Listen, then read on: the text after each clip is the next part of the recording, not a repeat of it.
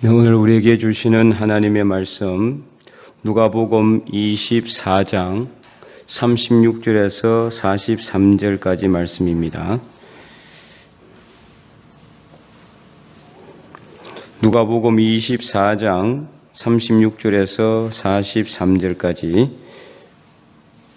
신약성경 141면입니다. 이 말을 할 때에 예수께서 친히 그들 가운데 서서 이르시되 너희에게 평강이 있을지어다 하시니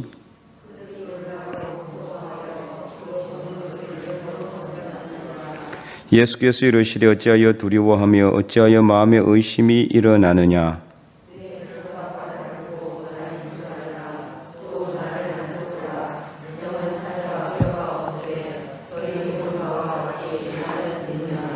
이 말씀을 하시고 손과 발을 보이시나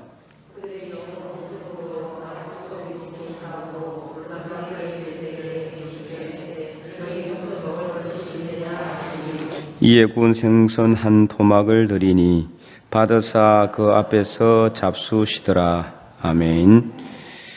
네, 방금 우리가 영상을 봤는데 예수님의 그 순환, 고난 받는 영상, 베드로가 예수님을 부인하는 내용도 나오고 또 이제 침 뱉는 예수님 얼굴에 침 뱉는 그리고 예수님의 얼굴을 주먹으로 때리는 그런 이제 고난에 관련된 영상을 우리가 봤지만은 이제 이번 주 지나서 다음 주가 이제 이 사순절 마지막 주간입니다. 예수님의 고난을 통해서 우리가 어떤 삶을 살아갈 것인가를 생각해 봐야 될 그런 시간이다. 그래서 오늘은 예수 그리스도의 영성, 고난의 영성에 대해서 계속해서 살펴보는데요. 오늘 본문은 예수님께서 부활하신 후에 제자들에게 나타나신 그런 내용인데 예수님의 고난과 그대로 쭉 연결된 부분이기 때문에 이게 먼저 이 말씀을 이제 보려고 합니다. 36절에 보면은 예수님께서 부활하셔서 제자들에게 평강을 선포를 하죠. 그러자 이제 37절 그들이 놀라고 무수하여서 그 보는 것을 영으로 생각했다 그랬어요. 영으로 생각했다는 것은 이게 무슨 말이냐? 우리나라 말로 쉽게 말하면은 귀신으로 생각했다 이 말이에요. 귀신 보는 것으로. 그러니까 실제 살아 있는 것이 아니라 이렇게 귀신이 나타나서 이렇게 예수님의 귀신으로 그렇게 이제 오해했다는 거죠. 여전히 제자들에게는 믿음이 아직 없다는 것을 알 수가 있어요. 완전한 믿음이 아직까지는 없는 거죠. 어쨌든 간에 그러자 예수님께서 뭐라고 이 말씀하십니까? 38절에 어찌하여 두려워하며 마음에 의심이 일어나냐. 예수님께서 부활하셨다는 것을 여전히 믿지 못하는 제자들에게 예수님께서 39절 내 손과 발을 보고 나인 줄 알라 이렇게 말씀하셨어요. 내 손과 발을 보고, 그러니까 어떤 손과 발이냐면은 내 손과 발을 볼 뿐만 아니라 만져보라 그랬어요. 또 만져보라. 영은 살과 뼈가 없어되 너희는 보는 바와 같이 나는 있느니라. 그러니까 예수님은 지금 살과 뼈가 있기 때문에 귀신이 아니라 예수님 그 생전의 모습, 죽기 전의 모습에 하고 똑같다는 것을 이제 말하고 있는 거죠. 죽기 전의 모습. 그래서 이제 그 요한복음에 보면은 20장에 보면은 예수님께서 역시 이제 부활하신 후 제자들에게 나타나셨는데 그때도 평강을 선포하시죠. 근데 그때 마침 누가 없었느냐? 도마가 없었어요. 도마. 근데 나중에 이제 제자들이 도마가 이제 나타났을 때, 부활하신 예수님께서 나타나셨다. 그 도마가 안 믿으려고 그러잖아요. 그래서 도마가 뭐라고 합니까? 내가 그 손과 그 손의 못자국을 만져보고 그 옆구리는 창이 찔렸잖아요. 그 창이 찔린 옆구리를 손에 넣어보지 않고는 내가 못 믿는다. 그러니까 예수님께서 도마를 위해서 8일이 지난 후에 8회가 지난 후에 다시 나타나셨어요. 그리고 예수님이 그 못자국이 난 손과 그 다음에 옆구리를 만져보라고 했죠. 그 도마가 만져보고서는 그때서야 하나님이시오 그리스도십니다. 문제 늦게서 이렇게 신앙 고백을 하잖아요. 그때 예수님께서 뭐라고 말씀하십니까? 예수님께서 내가 나를 보는 고로 너는 믿느냐 그랬어요.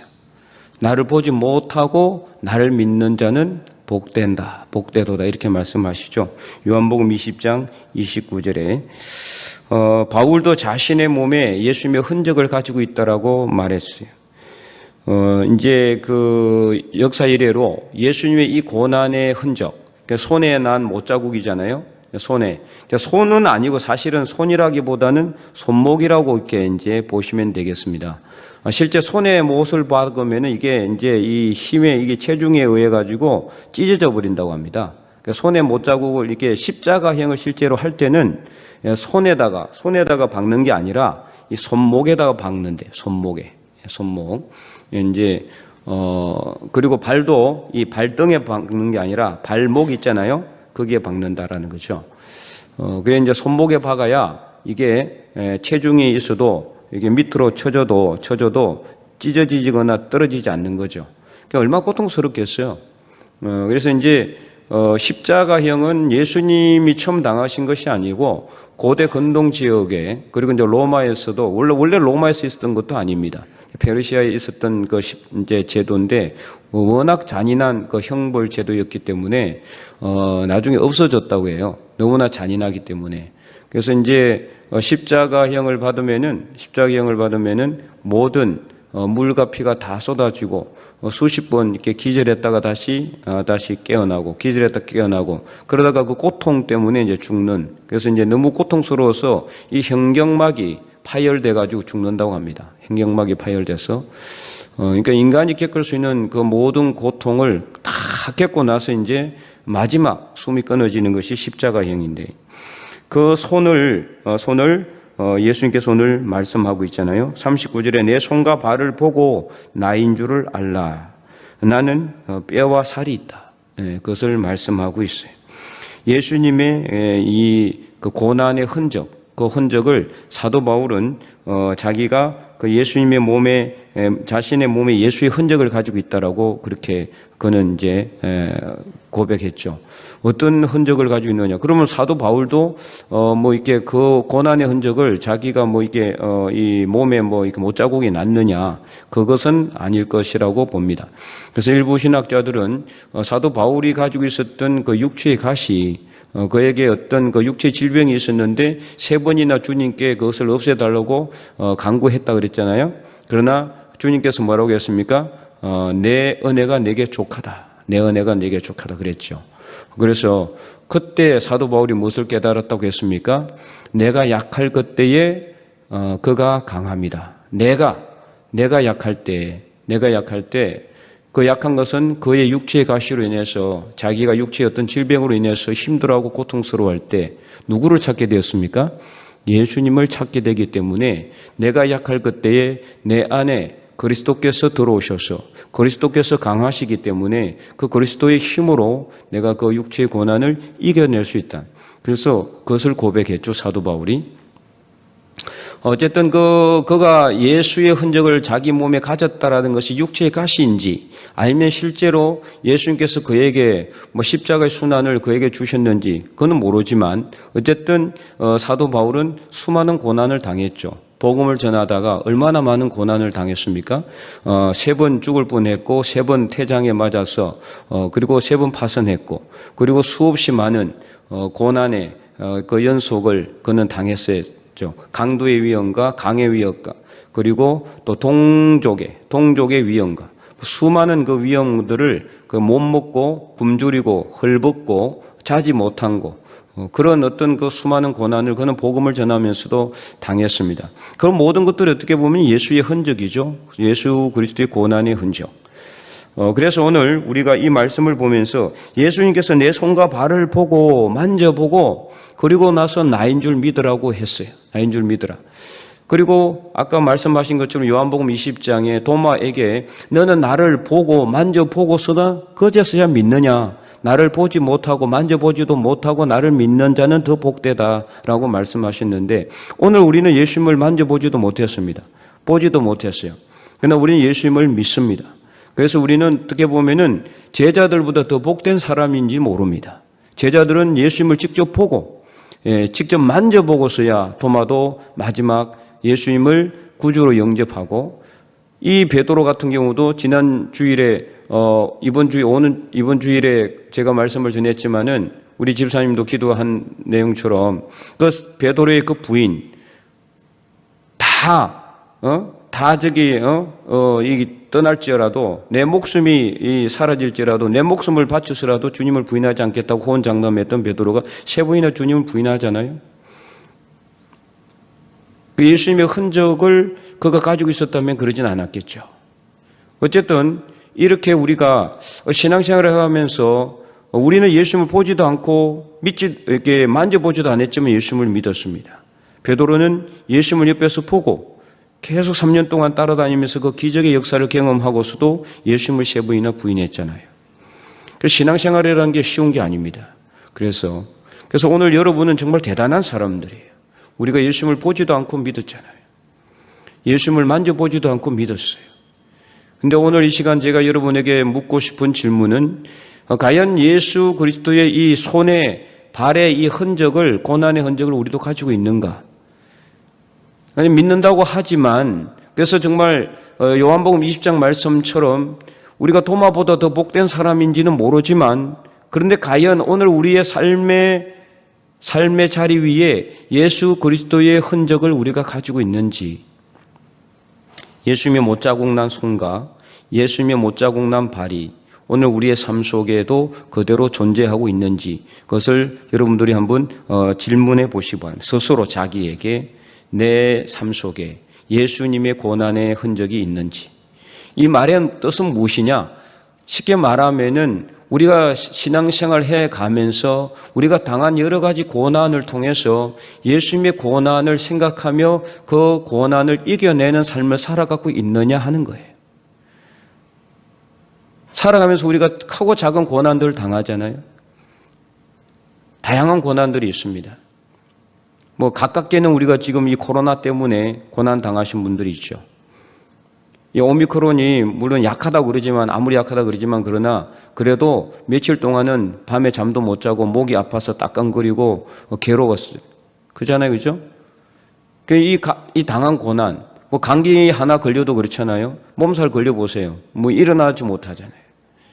그런 이 고난들을 우리가 당하는데, 그런 고난을 통해서 우리는 얼마나 예수님의 고난을 생각하느냐 하는 거죠. 그냥 그런 고난을 당할 때 그냥 내가 이렇게 자연적으로 노화 현상이 생겨서 아픈 것이구나, 그냥 이 균이 바이러스가 침투해가지고 내가 아픈 건가, 약 먹으면 낫겠지가 아니라, 그런 고난을 통해서 예수님의 고난을 조금이라도 우리가 이렇게 느낄 수가 있어야 된다. 그게 바로 예수의 흔적을 가지고 있는 거예요. 예수님의 그 손에 그 못자국 난 흔적을 우리가 간직하는 것을, 그걸 의미한다라는 거죠. 지난 울진 산불로도 많은 사람들이 아직도 슬픈 가운데 있고, 러시아 침공으로 우크라이나는 도시가 파괴되고 수많은 사람들이 학살을 당했다라고 이제 이야기하고 있어요. 그래서 엄청나게 많은 사람들, 민간인들을 집단 학살을 한 현장이 이렇게 공개가 되고, 러시아는 발뺌하고 있고 그러고 있지만은, 과연 그 살육의 현장 속에 과연 예수님이 계시는가, 이런 생각도 해보게 됩니다. 왜 이런 전쟁들이 일어나게 되고, 왜 이런 고난들이 생기게 되고, 왜 이런 재앙들이 여전히 멈추지 않고 이 지구 곳곳에, 가깝게는 우리 삶 속에, 여러분의 삶 속에, 오늘 여기 앉아 계신 분들 중에도 코로나 걸리셨다가 지금 해제되신 분들도 있잖아요. 얼마나 힘들고 고통스러웠어요. 실제로 그 코로나 걸려서 돌아가신 분도 많이 있습니다. 하루에도 몇백 명씩 지금 죽어가고 있잖아요. 그런 이 고난의 현장에서 과연 우리가 이 고통과 고난을 통해서 예수님의 고난을 한 번이라도 생각해 봤을까? 이들의 고통이 너무나 크고 고난이 너무나 중하지만, 이 사순절에 여러분들에게 감히 묻는 것은, 과연 이런 고통이, 이런 고난이 방금 전 봤던 그 영상, 예수님의 그 영상처럼, 물론 예수님께서 그렇게 고난을 똑같이 당했으리라고 생각하지는 않습니다. 다만 우리는 이제 성경 말씀을, 복음서를 기초로 해가지고 그런 영상을 이제 누군가가 제작을 했고, 그것을 여러분들한테 보여주고 있는 거죠. 이렇게 됐을 것이다. 그런데 성경 내용을 보면은 우리가 봤던 영상보다 더 했으면 더 했지 덜 하지는 않았을 것이다.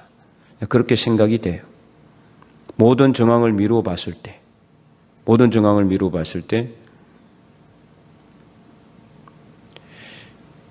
그렇다면은 그 예수님의 고난, 예수님이 받으신 그 조롱과 멸시와 순환에 대해서 과연 우리가 당한 이 고난이 그 예수님의 고난하고 비할 수가 있겠는가? 물론 우리가 지금 당한 슬픔과 아픔이 큽니다.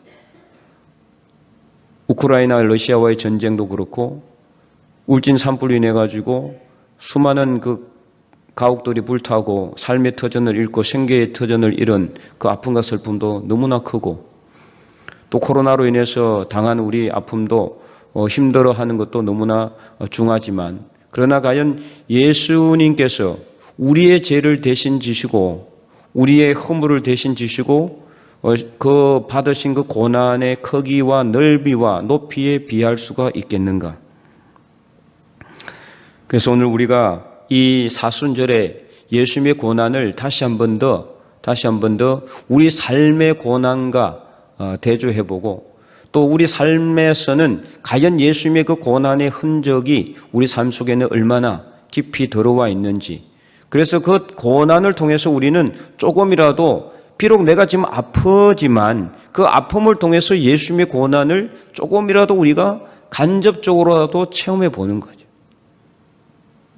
그렇게 생각한다면 어떻습니까? 우리가 당하고 있는 모든 아픔과 고난은 절대로 영원하지 않잖아요. 분명히 끝나게 돼 있어요. 그리고 우리는 아직 죽지도 않았습니다. 그렇기 때문에 우리는 감사할 수 있는 거예요. 예수님께서는 그 목숨이 완전히 끊어졌잖아요. 십자가에서 수없이 기절했다가 다시 까무러쳤다가 다시 또 정신을 차렸다가 그것을 수없이 반복을 해야 했어야 하는 그 십자가의 그 아픔과 고통을 우리가 생각하면서, 오늘 우리가 우리의 죄와 허물을 대신 지시고 십자가에 못 박혀 돌아가신 그 예수님의 고난의 흔적을 우리도 조금이라도 우리 삶 속에 느낄 수 있다면은, 저는 그것을 통해서 예수님의 고난의 그 감사를 우리가 할 수 있지 않을까? 우리 누구를 위해서 그 고난을 받으셨습니까? 저와 여러분을 위해서요.